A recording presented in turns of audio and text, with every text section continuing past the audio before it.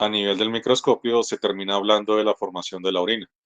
Ustedes ya mencionaron en histología y en anatomía las funciones de la nefrona y la función de cada uno de los túbulos renales en el proceso de la formación de la orina. Esta clase está pensada para complementar este conocimiento con particularidades fisiológicas del riñón que usualmente no mencionan en ninguna asignatura. El riñón es un órgano tremendamente importante porque tiene muchas funciones.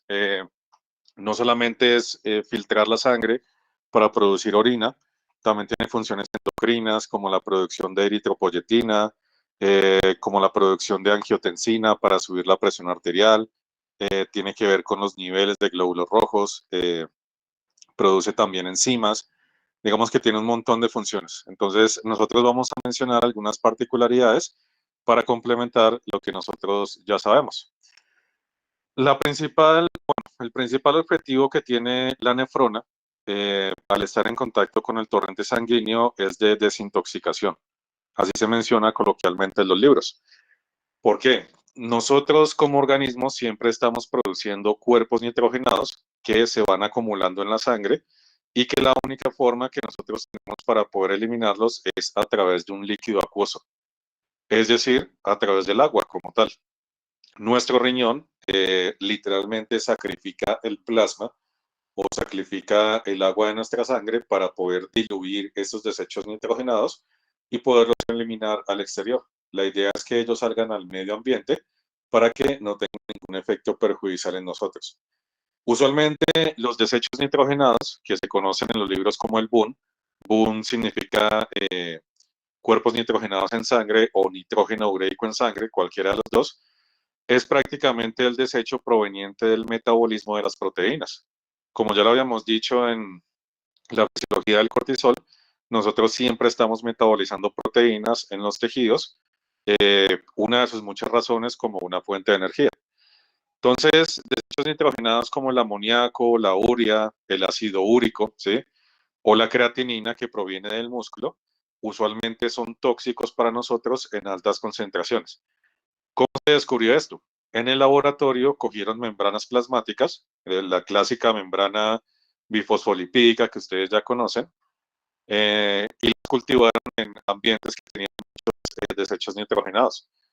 Y se encontró que los fosfolípidos se empezaban a romper literalmente y empezaban a destruirse las membranas como tal. Entonces, imaginen lo que pasaría con este tipo de cuerpos nitrogenados en nuestros tejidos. Si nosotros acumulamos mucho los cuerpos nitrogenados, pues entonces se van a empezar a romper las membranas de todos los tejidos. Por eso un paciente con falla renal que no puede eliminar estos desechos a través de la orina, se le empiezan literalmente a destruir todos los órganos.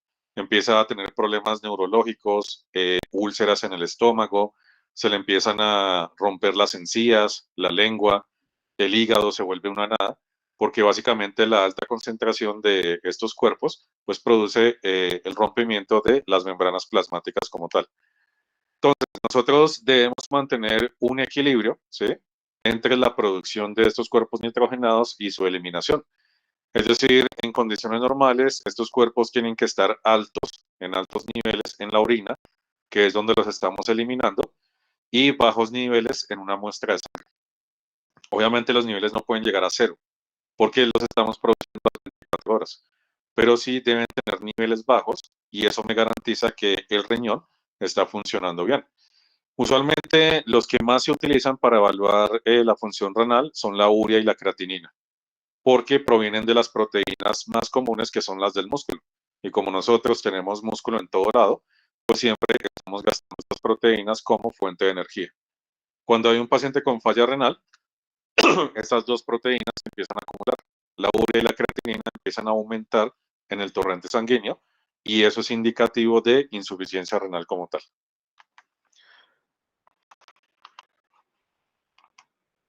Bien, entonces, la analogía que siempre se utiliza para, en este caso, mirar la función del riñón, puedo volverme acá un segundo,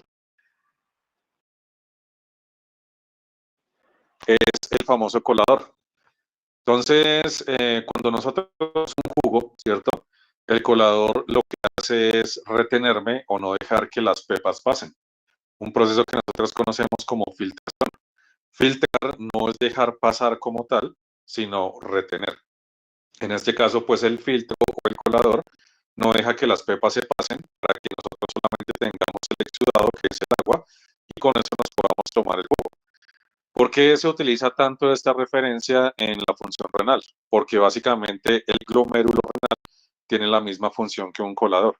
La idea es que todos los elementos celulares y todas las proteínas de nuestra sangre queden filtradas o queden retenidas en la malla del glomérulo, o bueno, en el glomérulo como tal. ¿Por qué? Porque yo no puedo darme el lujo de perder células o de perder, en este caso, proteínas a través de la orina. Imagínense que nosotros en cada orinada perdiéramos proteínas como la albúmina o perdiéramos los glóbulos rojos. Pues en cuestión de 3 orinadas ya estaríamos muertos. Entonces la función principal del riñón, ¿sí?, es separar los desperdicios que usualmente son los desechos del metabolismo, que esos pasen con el plasma de la sangre a ser parte de la orina y que los elementos celulares y proteicos de nuestra sangre se queden en circulación. Entonces, por eso usualmente no es normal encontrar glóbulos rojos o encontrar proteínas en orina, porque la idea es que nosotros las podamos retener. El resto, lo que ya son moléculas y exceso de iones como tal, como por ejemplo los desechos metabólicos como los cuerpos nitrogenados que les acabo de mencionar, los medicamentos, las hormonas, las sales, los hidrógenos, ellos salen con el plasma por debajo del colador y empiezan a ser tratados en los túbulos renales para la formación de la orina. Estos elementos sí son los que yo quiero eliminar y para eso necesito un medio acuoso. Entonces, por eso es que nuestro riñón es uno de los órganos más irrigados en el organismo. El riñón puede perfectamente recibir el 21% del gasto cardíaco. Y eso significaría, pues a la larga, cientos de litros de orina que nosotros estaríamos produciendo en un día. Ahora, el riñón como tal, o sea, las nefronas y la estructura funcional como tal, no tienen una inervación directa del sistema nervioso como tal. Usualmente el sistema nervioso inerva la irrigación del riñón, o sea, lo que sería la arteriola aferente, que es la que le trae la sangre proveniente del corazón. Acuérdense que sobre las arterias nosotros solamente tenemos la parte del simpático. O sea, sobre las arterias nosotros solamente podemos liberar adrenalina y activar los receptores alfa-1, que en este caso usualmente producen vasoconstricción. Cuando nosotros liberamos adrenalina con el simpático, empezamos a sacrificar la irrigación del riñón. ¿Por qué? Porque estoy apretando la arteria, ¿sí?, para que no le llegue tanta sangre al riñón y que más bien esa sangre, pues en este caso sea redirigida a los órganos de importancia que me van a ayudar a sobrevivir. Por ejemplo, el tejido muscular o el cerebro o el corazón. Porque en una situación de estrés, el acto de producir orina, pues no me va a servir para nada, ¿sí? Entonces, el efecto simpático que nosotros siempre tenemos a nivel de la arteriola es de disminuir el flujo renal y por ende vamos a disminuir la producción de orina porque estamos quitando el plasma en el cual se van a diluir todos los desechos como tal. Eh, en cuanto al parasimpático, ¿sí?, nosotros no tenemos inervación. Acuérdense que encima de los vasos sanguíneos nosotros no tenemos receptores para acetilcolina, o sea, no tenemos receptores para el parasimpático como tal. Entonces, usualmente la vasodilatación de la arteriola aferente, lo que mejora el flujo sanguíneo, tiene que ver es con dejar de liberar adrenalina para evitar la vasoconstricción. O sea, directamente no podemos generar vasodilatación sobre la arteria del riñón para aumentar el flujo y por lo tanto aumentar la producción de orina, sino lo que hacemos es dejar de liberar adrenalina para quitar la vasoconstricción y que el vaso sanguíneo se pueda relajar. Entonces, por eso es que los medicamentos que nosotros utilizamos para mejorar la perfusión del riñón usualmente son antagonistas de la adrenalina, porque no tenemos un medicamento que sea vasodilatador per se. ¿Por qué? Porque no tenemos receptores para generar vasodilatación. ¿Listo? Entonces, este es uno de los poquitos ejemplos de órganos, porque son contados, en donde nosotros solo encontramos una inervación del sistema nervioso autónomo. y en este caso es la inervación del simpático. Entonces, quiero que se pregunten en este momento, ¿qué podría pasar si nosotros liberamos exceso de adrenalina durante toda la vida? ¿Será que eso nos puede llevar a la falla renal? Pues la pregunta es que no. Se ha hecho este tipo de ensayos en deportistas de rendimiento, que son deportistas que usualmente hacen 4 o 6 horas de ejercicio al día y por lo tanto tienen altos picos de adrenalina durante todo el día. En ellos se ha encontrado que es normal la proteinuria y la hematuria. O sea, cuando nosotros le hacemos un urianálisis a un deportista de alto rendimiento, a veces podemos encontrar un poquito de proteína y un poquito de glóbulos rojos, que es esta adrenalina que estamos liberando tiende a lesionar un poco el glomérulo por la vasoconstricción.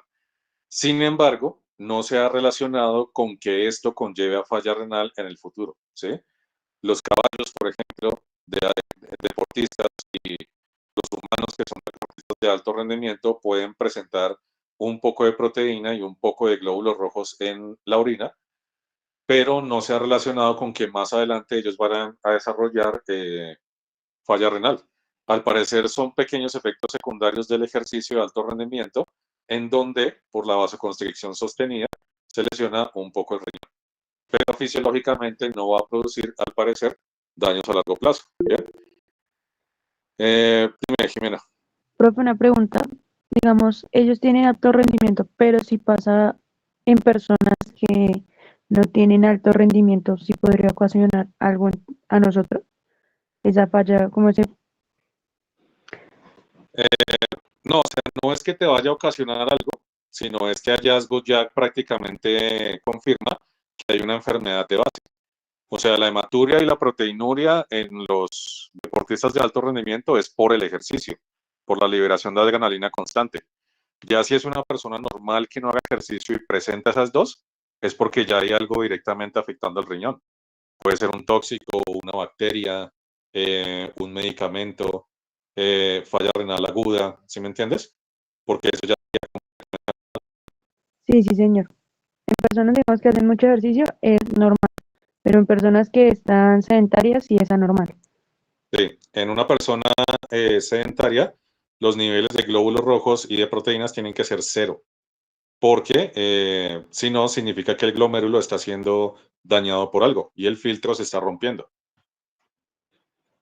Bien, entonces, cuando nosotros transformamos el 21% del gasto cardíaco directamente hacia el riñón, estamos hablando de aproximadamente 1,2 litros de sangre por minuto que le llegan. Acuérdense que lo normal, por ejemplo, en un humano como nosotros, era como de 5 litros por minuto, que eso era el gasto cardíaco normal. Eso quiere decir que es un órgano que es tremendamente irrigado para fomentar la producción de la orina. Eh, si no fuera por la hormona antidiurética que nosotros ya vimos, ¿sí? La ADH, nosotros literalmente convertiríamos todo este 21% en orina. O sea, orinaríamos perfectamente 100 litros de agua al día.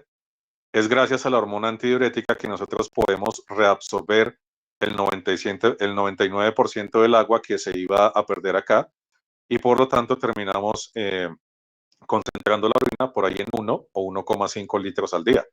Acuérdense que dijimos en líquidos y electrolitos que si no teníamos ADH, entonces nos daba diabetes insípida y por lo tanto ahí sí toda la sangre se convertía en orina como tal. Entonces, esta alta circulación renal es responsable de que nosotros pues tengamos un buen proceso de filtración y aparte de eso, de que la nefrona se mantenga viva. Esto, la nefrona, pues aparte de producir la orina a partir de la sangre, pues también utiliza esta sangre para poder sobrevivir. Entonces, cuando nosotros disminuimos la circulación renal, por ejemplo, por hipotensión o por ejemplo por insuficiencia cardíaca, donde el corazón no puede llevar este 21% hasta el riñón, la nefrona se puede empezar a morir. Entonces, esto se los digo porque el riñón es un órgano totalmente dependiente del corazón. Nosotros dependemos del bombeo cardíaco y dependemos de la presión arterial para que la irrigación llegue bien al riñón. Si el corazón está débil y tenemos una circulación insuficiente, el riñón se puede empezar a morir, ¿listo? Y el problema cuando las nefronas se mueren es que ellas no se regeneran, sino en este caso se convierten en cicatriz. Es más o menos como lo que ocurre con el corazón. Y una persona o un animal pueden no mostrar síntomas de insuficiencia renal hasta que se ha dañado el 75% del riñón. O sea, cuando nosotros vemos que un animal o una persona ya muestran síntomas de falla renal, o sea, de acumulación de cuerpos nitrogenados, ya es demasiado tarde, porque ya el 75% del riñón se ha convertido en cicatriz y no hay vuelta atrás. Entonces, por eso hay que garantizar una buena presión arterial, un buen latido cardíaco, para que el corazón pueda enviar la sangre directamente hacia el riñón, o si no, él se empieza a morir. Ahora, el vistazo fisiológico del colador, sí, que nosotros llamamos vulgarmente, es el que les estoy presentando en esta animación. Miren que el componente sanguíneo no se mete dentro del glomérulo como tal. O sea, aquí la sangre lo que está haciendo es entrar y salir. ¿Por qué? Porque la sangre nunca se sale de los capilares, nunca se sale del vaso sanguíneo. Entonces la idea, y por eso se compara con el colador, es que la sangre continúe derecho, ¿sí? Sin perder las proteínas y sin perder los glóbulos rojos, y que el exudado que queda del plasma después de pasar por el glomérulo sea el que contenga, en este caso, los desechos tóxicos. Entonces, para eso, nosotros debemos imaginarnos al glomérulo como si fuera un colador de 3 capas.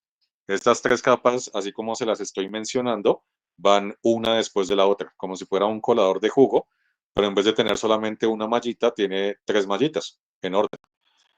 La primera mallita se llama el endotelio perforado y literalmente, ¿sí? Es un tejido que tiene huequitos, que es perforado. ¿Por qué esto nos sirve para filtrar? Porque estos huequitos usualmente son más pequeños que las células sanguíneas. Entonces, cuando un glóbulo rojo, por ejemplo, se choca contra una perforación de estas, no puede pasar. Entonces, sí pasa el plasma, sí pasan las moléculas y los iones, pero el glóbulo rojo se estrella y no logra pasar. Es el ejemplo que yo siempre les digo. Es como si ustedes vinieran, no sé, atrapados en una ola de agua y se estrellaran contra una reja en donde ustedes no caben. Entonces ustedes se quedan ahí pegados a la reja y el agua continúa pasando a través de las rejas. Es algo muy parecido a lo que pasa acá. Este proceso es fundamental para que nosotros podamos retener los glóbulos rojos. Ya si yo tengo un problema directamente sobre el riñón, por ejemplo, hipertensión arterial, una bacteria, un virus o un tóxico que me rompa el glomérulo, entonces este endotelio perforado se rompe y el glóbulo rojo pasa derecho. Y ahí es donde nosotros encontraríamos la hematuria, es decir, presencia de glóbulos rojos en el examen de orina. Esto pasa en los deportistas. Los deportistas, como tienen vasoconstricción a toda hora y eso aumenta la presión de la sangre, pues se rompe un poquito el glomérulo y deja pasar algunas glóbulos rojos. Pero no es patológico porque es un poquito nomás por el ejercicio. Ya en condiciones patológicas verdaderas, pues la cantidad de glóbulos rojos que sale es demasiada. Debajo del endotelio perforado, o sea, las dos siguientes mallas que nosotros vamos a tener son la membrana basal y la ranura de filtración. ¿Qué características tienen estas dos capas? Que son capacitores. O sea, un capacitor es una membrana que puede tener su propia carga. En este caso, cargas negativas en el exterior. Y eso nos ayuda a repeler las proteínas. Las proteínas, pues obviamente, como son mucho más pequeñas que los glóbulos rojos, ellas sí pasan el endotelio perforado. Entonces, para evitar que ellas se pierdan a través de la orina, nosotros las repelemos con cargas negativas. Entonces, acuérdense que las proteínas están hechas de aminoácidos y los aminoácidos están hechos de fósforo. Y el fósforo es un anión, o sea, negativo. Entonces, si yo junto negativo con negativo, se va a repeler y por lo tanto la albúmina se va a quedar en la circulación, que es el 90% pues, de las proteínas que nosotros tenemos en nuestra sangre. Entonces, gracias a esto, pues nosotros logramos que los glóbulos rojos y las proteínas se queden en circulación y que el resto, que sería el exudado plasmático que tiene todos los desechos, pues sí logre pasar hacia donde están los túbulos renales. Entonces, por eso en normales, pues la idea es que no encontremos glóbulos rojos y proteínas en la orina. Ese filtrado, que todavía no es orina, sino hasta ahora va a pasar a los túbulos renales, contiene excesos de agua, electrolitos, glucosa, ácidos grasos, vitamina, cuerpos nitrogenados, hormonas, medicamentos y ese tipo de cosas. Es decir, por un momento estamos reteniendo el componente celular y proteico de la sangre, pero estamos perdiendo todo el plasma, ¿sí? Entonces la idea es que en los túbulos renales, pues nosotros retengamos o reabsorbamos lo que no queremos eliminar, por ejemplo, la glucosa, los iones y ese tipo de cosas, y dejemos eliminar lo que sí tenemos en exceso, que en este caso pues serían los desechos metabólicos. Ahora, eh,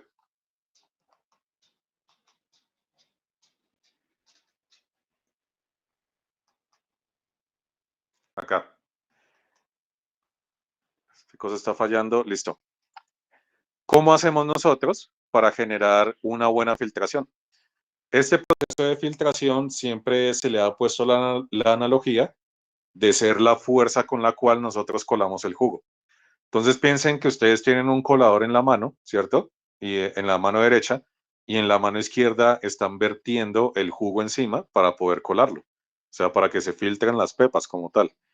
Obviamente el agua que va a salir por debajo, que es el jugo per se, necesita una buena presión de filtración. Es decir, yo no puedo colocar el jugo con mucha fuerza porque se me rompe el colador, ¿cierto? Pero tampoco puedo colocar un chorrito tan débil porque si no, en este caso, no me filtraría nada. Entonces, nosotros dependemos de una presión mínima con la que llega la sangre para que se pueda formar bien la orina. O sea, para que ese exudado que sale, que es el que contiene todos los desechos, pueda pasar, en este caso, al túbulo del riñón.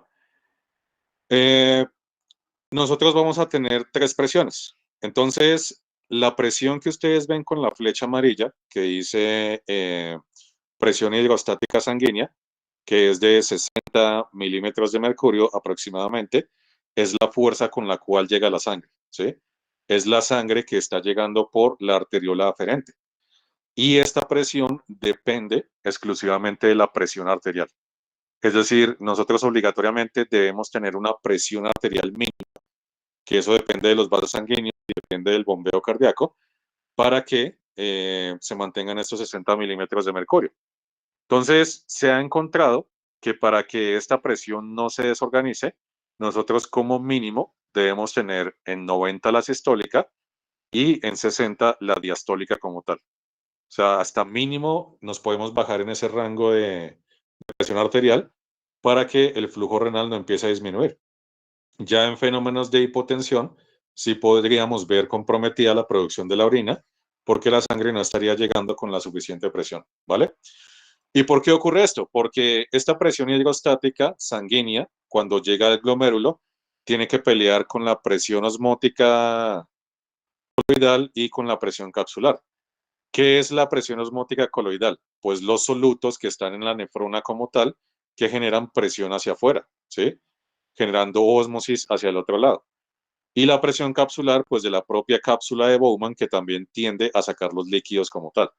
Entonces yo como mínimo debo tener 60 milímetros de mercurio de presión sanguínea para que pueda superar estas dos presiones y por lo menos dejar 10 milímetros de filtración neta, que es lo que necesitamos al final.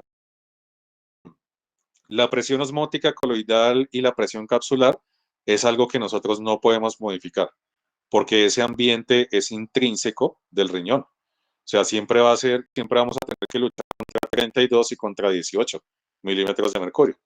Entonces, para tener los 10 mínimos que yo necesito para que el exudado salga hacia los túbulos, tengo que llegar con mínimo 60 milímetros de mercurio de presión. Entonces, por eso el riñón se vuelve totalmente dependiente de la presión arterial. Y por eso los capilares renales tienen un poquito más de resistencia a la presión en comparación a los capilares sistémicos. Cuando yo miro el capilar, por ejemplo, de un estómago, de un cerebro o algo por el estilo, la presión normal que yo esperaría encontrar es como de 40, porque si no, los capilares se podrían romper. Los capilares renales, para poder hacer esta filtración, deben soportar como mínimo hasta 60, ¿sí? Para que podamos vencer la presión osmótica y la presión de la cápsula y con eso generar un poquito de filtrado. Entonces, por eso, en fenómenos de hipotensión y en fenómenos de deshidratación o de hemorragias, la función renal se empieza a comprometer. Entonces, aquí es donde entran las soluciones tónicas. Todo lo que nosotros vimos de las soluciones tónicas en el primer módulo es básicamente también para proteger la función renal. El hecho de que yo regule la presión arterial de un paciente con líquidos intravenosos me está garantizando que también voy a garantizar una buena perfusión. Entonces, aparte de hidratar, aparte de la osmolaridad y todo lo que vimos, los líquidos intravenosos también sirven para que el riñón siga produciendo orina. O si no, pues en este caso los desechos metabólicos se van a empezar a acumular. Bien, entonces aquí está lo que les decía. Cuando nosotros hacemos deporte de alto rendimiento, podemos tener un pequeño daño en la membrana de la filtración, o sea, en el glomérulo como tal, porque la vasoconstricción sostenida hace que estos 60 milímetros de mercurio aumenten un poco, porque como la arteriola aferente está apretada, pues la sangre está llegando con más presión de la que debería y eso puede romperme un poquito el colador, pues ya en este caso por exceso de presión. Eso me generaría, pues en este caso, una pequeña proteinuria o una pequeña hematuria que es normal en el deporte de alto rendimiento. Ya si son otras causas patológicas, como por ejemplo hipertensión arterial, ¿sí? Eh, tóxicos, traumatismos en el riñón, toxinas provenientes de bacterias o algo por el estilo, pues ya la proteinuria y la hematuria se vuelve algo anormal. El hecho de encontrar glóbulos rojos o de encontrar albúmina en un urianálisis, pues ya prácticamente me está diciendo que es un daño renal, ¿listo? Entonces, pues en este caso, con una pequeña muestra de orina, nosotros podemos ver cómo está el glomérulo como tal. La idea es no encontrar células sanguíneas y tampoco proteínas y que ellas se queden directamente en el torrente sanguíneo. Ahora, otro evento que nosotros podemos encontrar también ahí en la arteriola aferente es el aparato yuxtaglomerular. Usualmente Este usualmente es un aparato, es un grupito de células que están abrazando el vaso sanguíneo y que siempre están monitoreando la presión arterial. Eh, o sea, los 120, 80 que nosotros nos dicen en el médico, siempre están siendo monitoreados por este pequeño grupo. El aparato yuxtaglomerular o las células yuxtaglomerulares son un grupito de células que pueden liberar una hormona que se llama la renina. Y usualmente esta hormona se libera en respuesta a la hipotensión. Nosotros podemos generar hipotensión por muchas causas. Puede ser por un estímulo nervioso que libere que estimule mucho el parasimpático. Eso puede llevarme a hipotensión. Una deshidratación por allá encima del 10% o una hemorragia me pueden llevar a hipotensión, ¿sí? Entonces, este grupito de células que nosotros tenemos en el riñón usualmente se encarga de contrarrestar esa hipotensión de forma patológica. Ya cuando ellas se ven superadas, pues obviamente sí toca colocar líquidos intravenosos para aumentar la presión arterial, pero en este caso, ellas usualmente contrarrestan la hipotensión fisiológica. O sea, en todo momento están monitoreando la presión arterial. ¿Y cómo lo hacemos? Con la liberación de renina. Entonces, este sistema ustedes lo conocieron en histología como el sistema renina-angiotensina-aldosterona, que ese lo tocamos un poquito en la última clase de cortisol. Aquí les quiero contar es qué hace la renina para poder contrarrestar la hipotensión. La renina es una hormona que funciona como unas tijeras. Quiero que se la imaginen literalmente como si fueran unas tijeras. Y su función es llegar hasta una hormona funcional que se llama la angiotensina. Miren lo que significa la palabra. Angio significa vaso sanguíneo y tensina significa aplicar tensión. Es una hormona que quiere aplicar tensión sobre los vasos sanguíneos, o sea, hacer vasoconstricción directamente para que nosotros podamos mitigar la hipotensión. Esta hormona nosotros tendemos a liberarla, realmente en fenómenos de deshidratación muy avanzados o en situaciones de hemorragia aguda. Se podría decir que el gol estándar para generar hipotensión es una hemorragia aguda a través de una herida. Entonces la idea es no dejar caer la presión arterial, ¿sí? Para que no se ponga en peligro la irrigación de los tejidos. Entonces, ¿qué es lo que hace la renina? La renina coge una proteína que nosotros tenemos en la sangre que se llama el angiotensinógeno. El angiotensinógeno es una proteína que siempre produce el hígado, hace parte de nuestras proteínas totales, y como su nombre lo dice, es una proteína que le quiere dar origen a la angiotensión, o sea, a aplicar tensión sobre los vasos sanguíneos. Entonces, el proceso de conversión que yo les voy a mencionar a continuación es puro recorte de aminoácidos. Cada vez que nosotros utilizamos una enzima para formar la angiotensina, estuviéramos recortando con unas tijeras cadenas de aminoácidos y eso nos da la hormona funcional. Entonces, en este caso, lo que hace la renina, ¿sí? Es cortar el angiotensinógeno, que es una cadena de 453 aminoácidos, y convertirla en angiotensina 1, que ya es una cadena de 10 aminoácidos nomás. O sea, se cortaron aproximadamente 443 aminoácidos para poder formar esta hormona. La angiotensina 1 no es una hormona funcional todavía porque es una prehormona, ¿sí? Hay que recortarla más para que podamos llegar a la hormona funcional. Entonces, la ECA, que ustedes ya conocen de farmacología, la enzima convertidora de angiotensina, es otro par de tijeras que sale del parénquima pulmonar y que recorta esta angiotensina 1, quitándole 2 aminoácidos, para dejar una cadena de 8. Esta cadena de aminoácidos de 8, que se llama angiotensina 2, es la hormona funcional. Es una hormona que puede inducir directamente sobre los vasos sanguíneos vasoconstricción. Entonces, si yo perdí mucho plasma por una deshidratación grave o si perdí un gran volumen de sangre por una hemorragia severa, el acto de hacer vasoconstricción en los vasos sanguíneos pues me puede ayudar a mantener un poco la presión arterial.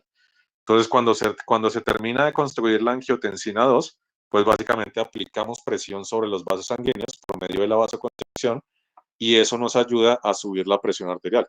Entonces, miren que el riñón está directamente relacionado con la presión arterial. Por eso, medicamentos como el enalapril, ¿sí?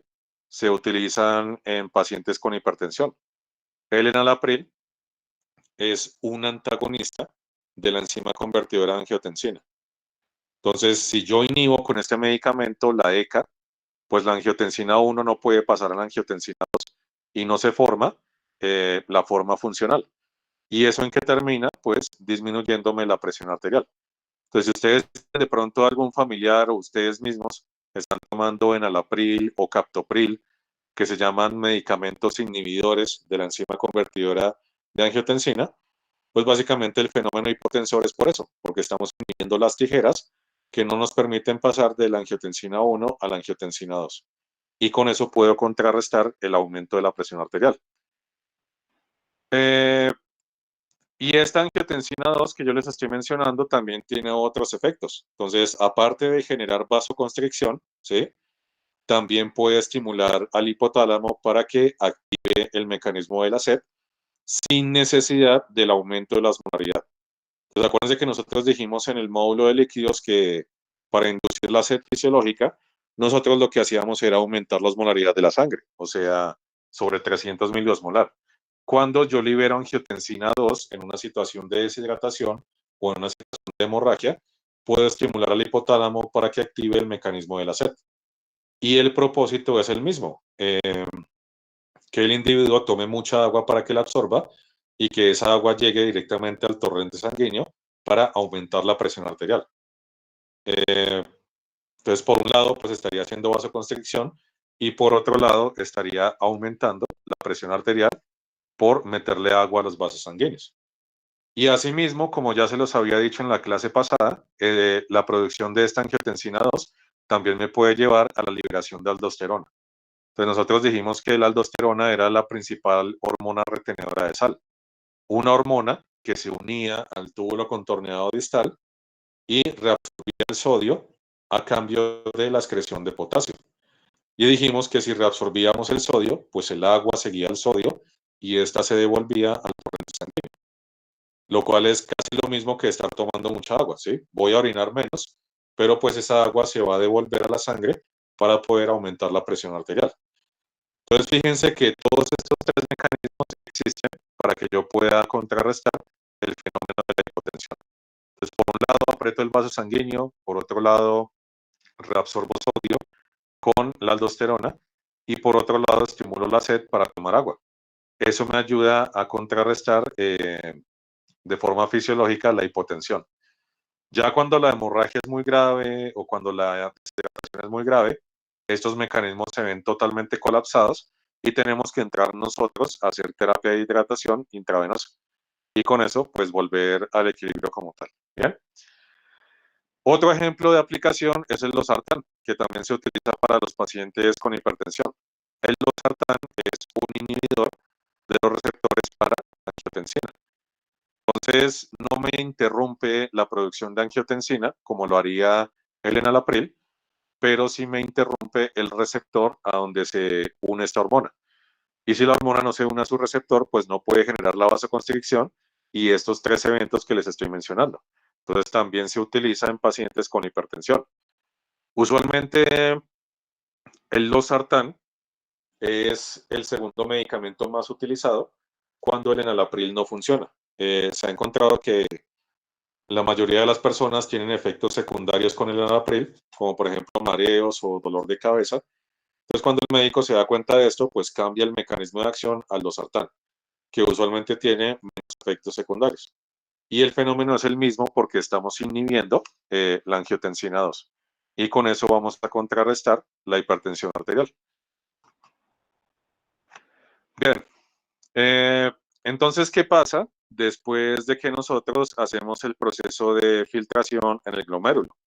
Pues básicamente lo que hacen los túbulos que están después del glomérulo es reabsorber lo que no se quiere perder. Usualmente aquí reabsorbemos la glucosa y los electrolitos, que es lo más importante, y la secreción es lo que se va a quedar dentro del túbulo como tal. Entonces, nuestro riñón usualmente secreta los desechos metabólicos ya mencionados, o sea, el BUN y la creatinina principalmente, y todos los excesos que nosotros tengamos de lo que no necesitamos en el organismo. Exceso de agua, exceso de iones, exceso de electrolitos, ¿sí? Fármacos, desechos de hormonas, y ese tipo de cosas es lo que nosotros vamos a llamar secreción tubular. O sea, básicamente el proceso de reabsorción es lo que se sale del túbulo y se devuelve al torrente sanguíneo, y el proceso de secreción es lo que se queda en el túbulo y nosotros permitimos que se convierta en orina. ¿En donde nosotros estamos hablando de orina prácticamente? En el túbulo colector, que es la última parte de la nefrona. Cuando salen las primeras goticas después del túbulo colector, ya estamos hablando de orina específicamente, porque ya después de esto sigue la pelvis renal, siguen los uréteres, la vejiga, y allá nosotros no podemos hacerle ningún tratamiento a la orina. O sea, no podemos secretar y no podemos reabsorber ningún tipo de sustancia. Entonces, este túbulo colector es el que más tiene importancia fisiológica, porque aquí es donde nosotros terminamos de sacarle el agua a la orina para no deshidratarnos a través de la orinadera. O sea, básicamente aquí es donde nosotros tenemos la mayor reabsorción de agua para que al final terminemos orinando 1 o 1,5 litros en el día. El túbulo colector, ¿sí? No es uno por nefrona. Usualmente en un solo túbulo colector desembocan muchas nefronas. Entonces, por eso aquí es tan importante que nosotros hagamos el proceso de reabsorción de agua, porque estamos prácticamente cogiendo la secreción tubular de muchas nefronas al mismo tiempo. Entonces, el aspecto fisiológico más importante del riñón es el reciclaje del agua o la conservación del agua para que nosotros no nos deshidratemos a través de la diuresis. Entonces, ¿cómo ocurre esto? Y ya lo habíamos mencionado antes. Resulta que el túbulo colector, así como lo estoy mencionando, como lo estoy mostrando en la fotografía de la derecha, está inmerso en la médula renal, ¿sí? que anatómicamente el riñón tiene médula y corteza. La corteza, que sería el fondo clarito, usualmente tiene una osmolaridad muy parecida a la de nuestro plasma. O sea, más o menos el ambiente de la corteza es como de 300 miliosmolar, o sea, sería un ambiente como isotónico aproximadamente. Eso quiere decir que no tiende a sacar o a traer el agua de los túbulos renales. Ya cuando nosotros nos vamos internalizando en la médula renal, ¿sí? Que sería el fondo oscuro de esta fotografía, la osmolaridad empieza a aumentar en ese ambiente celular. Fíjense que vamos aumentando 600, que ya sería el doble del plasma, 900, que sería el triple del plasma, y podemos llegar hasta 1200, que es 4 veces la osmolaridad de nuestro plasma. Es decir, el túbulo colector está inmerso en un ambiente celular que es extremadamente concentrado. Entonces, esto es muy útil, ¿sí? Porque ustedes saben que el agua, por medio de la ósmosis, siempre va a tender a moverse hacia el lugar más concentrado. Entonces, no más por el hecho de que la secreción tubular pase a través del túbulo colector, el agua ya se va a querer salir. O sea, no se va a querer perder por la orina, sino se va a querer salir al líquido extracelular y por lo tanto devolverse al torrente sanguíneo. Entonces, la primera ventaja biológica que tiene el túbulo colector es que el agua siempre se va a tender atraída hacia afuera, porque el ambiente de la médula renal es extremadamente concentrado. Puede llegar prácticamente hasta 4 veces nuestro plasma, ¿sí? Y aparte de eso, el tejido per se del túbulo colector es extremadamente permeable al agua.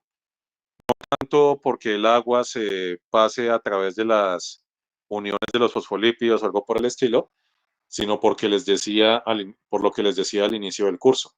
El túbulo colector está lleno de acuaporinas, ¿sí? Acuérdense que una acuaporina es un canal de agua. Entonces, si yo tengo muchas acuaporinas en el túbulo colector y aparte de eso el agua quiere salirse hacia la médula, que es un ambiente extremadamente concentrado, pues obviamente vamos a reabsorber el agua, ¿sí?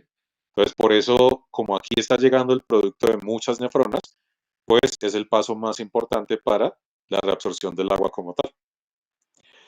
Eh, entonces, aquí nosotros vamos a depender de uno, pues que el ambiente de la médula se mantenga, eso es algo que usualmente no se modifica porque ya es natural en nosotros, y dos, las hormonas que nos puedan ayudar, en este caso con la reabsorción y con las ocoporinas. Entonces, una de esas hormonas es la aldosterona, que esta ya la habíamos mencionado en clases pasadas. La aldosterona, ¿sí? Es una hormona retenedora de sal. Dijimos que su mecanismo de acción era promover el intercambiador de sodio-potasio a nivel del túbulo contorneado distal. Por eso, acá en esta fotografía, para chinos chiquitos, la función de la aldosterona se representa como echarle sal y agua a la sangre, que es la representación fisiológica de la reabsorción del sodio. Entonces yo reabsorbo el sodio a través del intercambiador, lo devuelvo a la sangre y el agua que se iba a perder a través del túbulo colector, pues se devuelve otra vez al torrente sanguíneo. Miren que acá en esta fotografía también podemos apreciar la función de la angiotensina 2, que es el muñeco musculoso que se ve ahí. Está generando vasoconstricción y eso me lleva a la liberación de aldosterona también. Entonces, el mecanismo principal, y aquí hablando de la vida real, por el cual nosotros liberamos la aldosterona es lo que les mencionaba en la clase del cortisol, la ACTH. Cuando la ACTH se libera de la hipófisis y estimula la corteza suprarrenal, ahí es cuando nosotros liberamos la aldosterona fisiológica, ¿sí? Que es pues la que nos ayuda a mantener también el tono sanguíneo durante todo el día. Esta liberación que nosotros estamos viendo en esta fotografía, que es por parte de la angiotensina 2, usualmente es más en condiciones de emergencia, en situaciones de hipotensión, en donde activemos el sistema renina, angiotensina, aldosterona. Entonces, por eso yo les decía que si nosotros teníamos una enfermedad como el Cushing, en donde producíamos exceso de cortisol y exceso de aldosterona también, el paciente podría presentar retención de líquidos. Porque si yo acumulo mucho sodio y mucho agua en la sangre, pues aumento la presión hidrostática del capilar y por lo tanto el agua se tiende a salir hacia el espacio intersticial. y como esa agua que yo necesito, pues se va a quedar atrapada entre los tejidos y el paciente va a retener líquidos como tal, ¿sí? O por lo mismo, la otra cara de la enfermedad, el Addison. En el Addison casi no tenemos ACTH y por lo tanto casi no liberamos aldosterona. Entonces todo el sodio y todo el agua se pierden a través de la orina porque no la estamos reteniendo y el paciente orina y orina y orina hasta que llega a la deshidratación. Entonces, esta es una de las hormonas que le puede colaborar al túbulo colector con la reabsorción de agua. No se les olvide que la idea es que nosotros pasemos de 99 litros a orinar solamente 1 litro al día. Entonces, vuelvo y le repito, aldosterona, hormona retenedora de sal, en este caso producida por la corteza suprarrenal. Y su receptor está en el túbulo contorneado distal, o sea, el tubulito que está antes del túbulo colector. Ahí vamos a tener el intercambio de sodio por potasio. Y la otra, que esta ya la habíamos mencionado, la ADH. Entonces, acuérdense que el mecanismo de acción de la hormona antidiurética era intranuclear. O sea, era una hormona que era capaz de meterse en las células del túbulo colector y ayudarlo a producir acuaporinas, que son literalmente canales de agua. Entonces, si yo tengo una acuaporina abierta y aparte de eso tengo una médula que me está sacando el agua por exceso de concentración, pues entonces la reabsorción va a ser extrema. Si ustedes me preguntan cuál de estas dos hormonas es más importante para la reabsorción de agua, yo les diría que la ADH, porque una cosa es reabsorber agua mediante el sodio, que es lo que hace la aldosterona, y otra cosa es reabsorber agua con una acuaporina. Es completamente diferente. Esta reabsorbe 3 o 4 veces más el agua que reabsorbería la aldosterona. Entonces, por eso es que si nosotros nos quedamos sin ADH, entonces desarrollamos diabetes insípida. Yo les había dicho que por un golpe en la cabeza o por una cirugía mal hecha o por un tumor, por ejemplo, que naciera en la hipófisis, podíamos dejar de secretar ADH. Y si no secretábamos ADH, pues entonces no producíamos acuaporinas en el túbulo colector y todo el agua terminaba perdiéndose a través de la orina. Y el paciente llegaba a la deshidratación como tal. Eh, yo no recuerdo si también les dije el ejemplo del alcohol. Cuando nosotros tomamos mucho alcohol y nos emborrachamos, la alta concentración de alcohol en la sangre también inhibe la ADH. Y por eso nosotros orinamos mucho la noche anterior en la borrachera y al día siguiente amanecemos deshidratados, que es el guayabo per se. Y dijimos que la irritabilidad, los ojos secos, la piel seca, el dolor de cabeza y ese tipo de cosas eran síntomas de deshidratación, porque inhibimos la ADH con el alcohol y orinamos más de lo que debíamos. Y eso nos llevó a la deshidratación. Eh, por eso mismo, esta hormona también se llama vasopresina, porque el acto de reabsorber el agua por medio de acuaporinas y de devolverlas al torrente sanguíneo, pues hace que yo pueda subir la presión arterial. Porque si yo lleno de líquido el torrente sanguíneo, puedo empujar más las paredes y eso me sube la presión arterial. Entonces, normalmente esta hormona, ¿sí? Nosotros la liberamos en cantidades basales todos los días, también para evitar que el riñón pues orine 99 litros al día. Y nosotros la inhibimos usualmente cuando tenemos hipervolemia. Entonces, acuérdense que la hipervolemia es exceso de líquido en el torrente sanguíneo, que es algo a lo que me puede llevar el Cushing. Entonces, nosotros tenemos la capacidad de inhibir esta hormona cuando los vasos sanguíneos están muy sobrecargados de líquido. Y con eso, pues, regulamos la presión arterial. Usualmente el problema de esto es no tenerla, ¿sí? El no tener la hormona antidiurética me va a llevar, en este caso, a la diabetes insípida y por lo tanto tengo que administrarla de forma sintética, usualmente pastillas o, en este caso, inyecciones. Es la solución para esta enfermedad porque los daños a la hipófisis usualmente son irreversibles. Entonces, por eso es que cuando no tenemos hormona antidiurética, orinamos y orinamos litros, porque de nada me sirve tener un ambiente tan concentrado como lo es la médula renal, si expresar acuaporinas. Si yo no expreso acuaporinas, entonces el agua no se puede reabsorber y por lo tanto sigue derecho a través de la orina, ¿bien? Y el paciente se puede deshidratar perfectamente. Ahora, hay una tercera hormona, ¿sí? Que yo no les he mencionado, que también tiene impacto sobre el riñón, que se llama el péptido natriurético auricular. Péptido, pues porque es un péptido, ¿sí? Es una cadena de aminoácidos. Natriurético, porque produce diuretis de sodio, o sea, elimina sodio a través de la orina. Y auricular, porque es una hormona producida en las aurículas del corazón. Suena increíble, pero nuestro corazón también tiene función endocrina. Él también puede expresar hormonas como tal. Entonces, el péptido natriurético auricular es una hormona que también se une al túbulo contorneado distal y permite la eliminación de sodio a través de la orina. Fíjense que es un mecanismo totalmente opuesto al de la aldosterona. La aldosterona quiere reabsorber el sodio para reabsorber el agua, este no. Este quiere hacer diuresis de sodio, o sea, eliminar sodio y eliminar agua a través de la orina. ¿Por qué? El hecho de eliminar sodio y agua a través de la orina es como si yo estuviera eliminando sodio y agua directamente de la sangre. Y eso me puede ayudar a bajar la presión arterial. Esta es una hormona que nosotros liberamos para contrarrestar la hipertensión.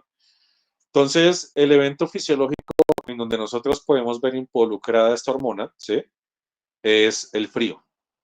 Ustedes se han preguntado por qué a nosotros nos da orinadera con el clima frío. Pues aquí les voy a dar la respuesta. Cuando hace mucho frío, ¿sí? Miren el pie acá de esta persona, los termorreceptores empiezan a dar un estímulo que activa el simpático. O sea, el frío es una situación de estrés para nosotros.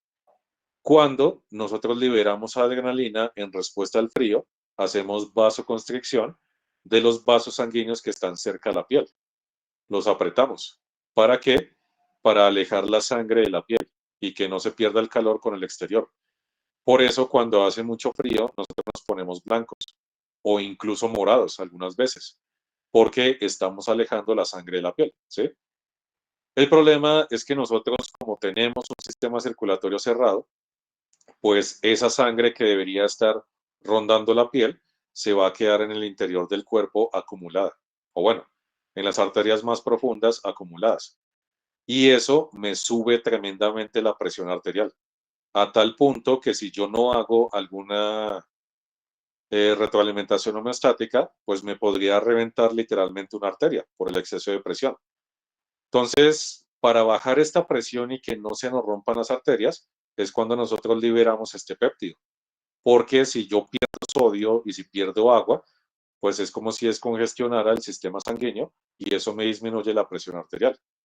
Entonces, por eso es que nos da orinadera con el frío, porque estamos secretando péptido natriurético auricular. Y es un mecanismo de defensa para que no se nos suba la presión arterial. Entonces, si ustedes han preguntado por qué llegan a la universidad sin tomar nada y está haciendo mucho frío y les da la orinadera en el baño, pues es básicamente para que no les dé hipertensión, ¿sí?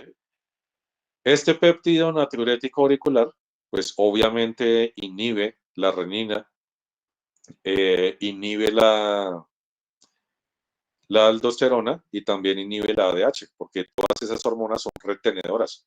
Y yo cuando estoy en hipertensión del frío, lo menos que quiero es retener más líquido, porque se me pueden reventar las arterias.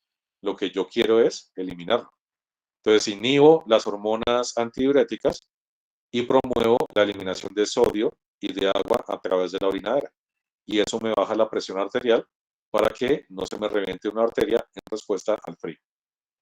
¿Listo? Entonces, por eso es muy importante estar tomando agua en clima frío también, porque miren que el frío me puede deshidratar con la orinadera. Entonces, mucha gente cree que los animales que viven en clima frío, como no sudan o como no jadean, entonces no hay que darles agua, pero ellos se la pasan orinando.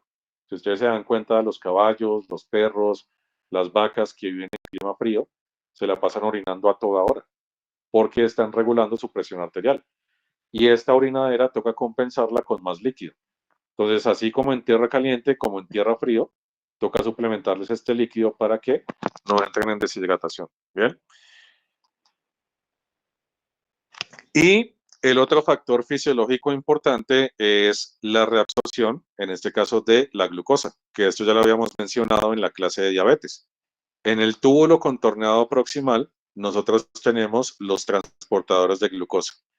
Cuando nosotros tenemos una glicemia normal, estos transportadores son capaces de reabsorber el 100% de la glucosa que pasa por acá, ¿cierto?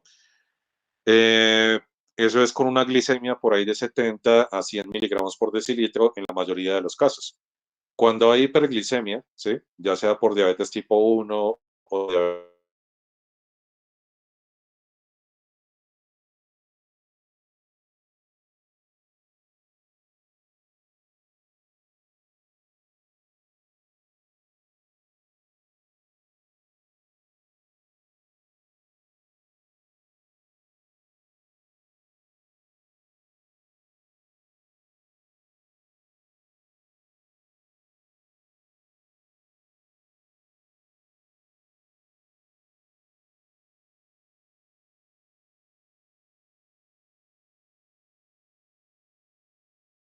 por el aumento en la concentración de la glucosa. Y eso tiende a traer agua del líquido intersticial, incluso cercano a la médula. ¿Sí? Entonces, como esa agua sigue derecho por el túbulo colector, pues entonces terminamos orinando más. Aparte de orinar glucosa, estamos perdiendo mucha más agua porque se vuelve una orina hipertónica. Entonces, por eso les decía en esa clase que un paciente con diabetes avanzada podría orinar mucho hasta el punto de deshidratarse, precisamente por la saturación de estos transportadores. Entonces, cuando nosotros hacemos una prueba de tolerancia a la glucosa, miren, ahí les volví a colocar la gráfica en la parte de la izquierda, nos damos una idea de qué tanta glucosa podría estar perdiendo el riñón. Entonces, si yo hago una prueba pre y post, en donde la glucosa se mantiene normal, o sea, de 70 a 100, pues casi que puedo dar por hecho que la glucosa se va a reabsorber correctamente en el túbulo contorneado proximal. Y muy probablemente si yo le hago un urianálisis a ese paciente, la glucosa va a ser cero, porque no estoy saturando, en este caso, los transportadores de glucosa.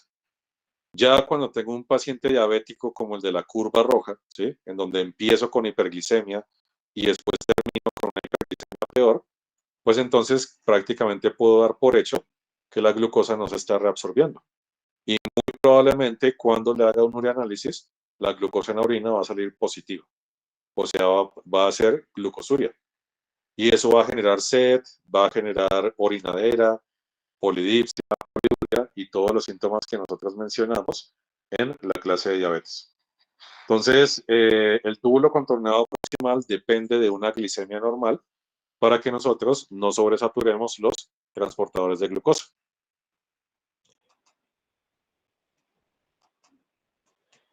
Y por último, la capacidad de concentración de la orina. Entonces, nuestro riñón, así digamos que poniéndolo en palabras coloquiales, evolucionó mucho para manejar la sobrehidratación, pero es tremendamente malo para manejar la deshidratación como tal.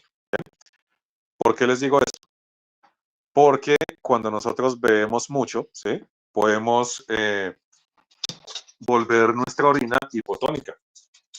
Es decir, nosotros podemos coger el exceso de agua que no necesitamos, que ustedes ya saben que es reabsorbido por el sistema linfático, y perderlo a través de la orina sin ningún tipo de reabsorción. O sea, obviamente cuando nosotros, por ejemplo, estamos en una tarde de polas o algo por el estilo y estamos tomando exceso de litros de agua que no necesitamos, pues lo que hacemos es inhibir las hormonas antidiuréticas, porque la idea es eliminar toda esa agua a través de la orina.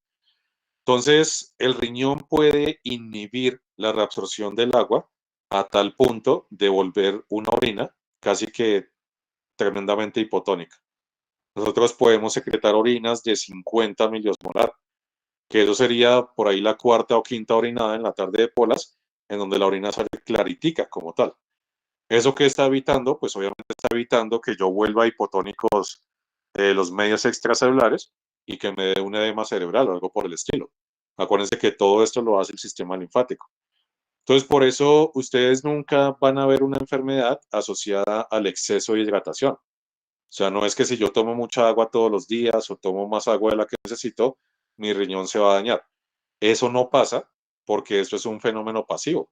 Simplemente le decimos a las hormonas antidiuréticas, no reabsorban el agua, inhíbanse y dejen pasar el agua derechito. Y con eso manejamos la sobrehidratación sin ningún problema. El problema en el riñón es cuando nosotros bebemos poco. Y esta gráfica se las mostré anteriormente. Cuando nosotros bebemos menos de 2 litros de agua al día, pues podemos poner en peligro la circulación renal. ¿Por qué? Porque el riñón, como es un órgano que está obligado a eliminar los desechos metabólicos en un medio acuoso, pues va a perder la capacidad de, en este caso, eliminar la orina. Entonces, cuando yo bebo muy poco, ¿sí? Cuando entro en estados de deshidratación principalmente, pues se me baja la presión arterial, ¿sí? Porque se acaba el líquido de la sangre. Esto me baja la tasa de filtración glomerular porque no logro llegar a los 60 milímetros de mercurio para poder producir el filtrado, ¿cierto? Le doy más tiempo a la reabsorción de sales porque el fluido no está en movimiento y al final termino disminuyendo la producción de orina. Por eso un bajonazo de presión arterial por deshidratación hace que el paciente orine menos. Entonces, como en este momento nuestro cuerpo prioriza, ¿sí? La presión arterial, pues empezamos a quitar el agua al riñón por medio de las hormonas antidiuréticas. Entonces, en un fenómeno de deshidratación, sobre todo la ADH, pone como prioridad reabsorber el agua que está en el riñón y devolverla al torrente sanguíneo para que no se baje la presión arterial. Entonces, ¿qué le toca hacer al riñón?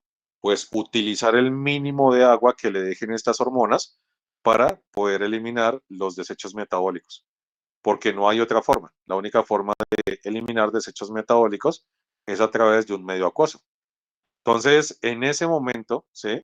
En donde el paciente está deshidratado, va a producir un poquito de orina que sale muy amarillo, con mucho olor y extremadamente concentrada.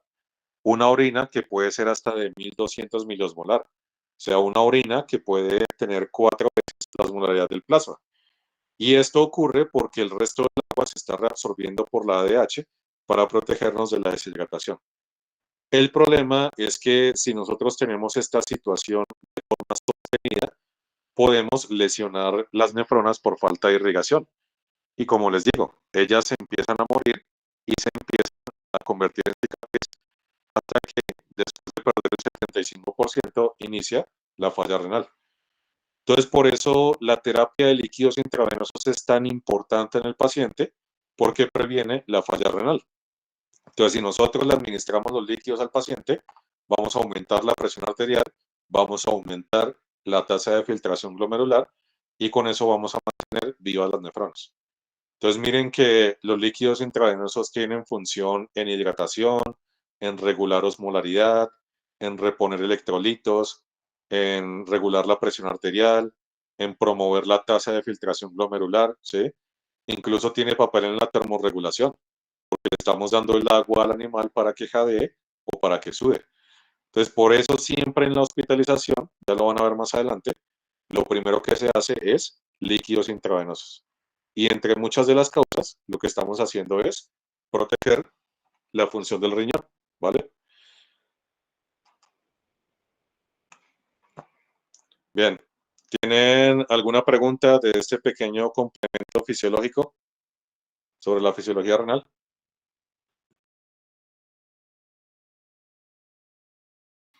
No, señor, gracias. No, profe. No, profe.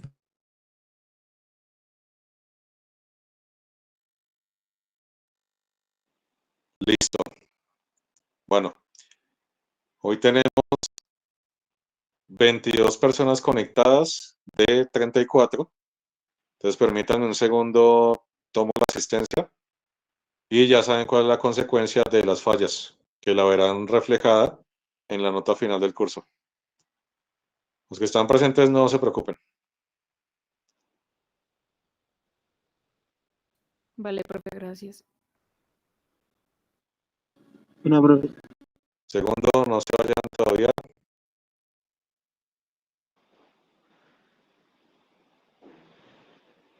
Listo.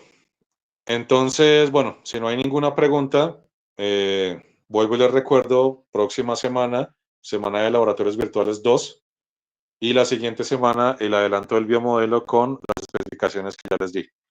La fecha tentativa de la presentación del biomodelo final es el 23 de octubre, que al parecer cae un miércoles.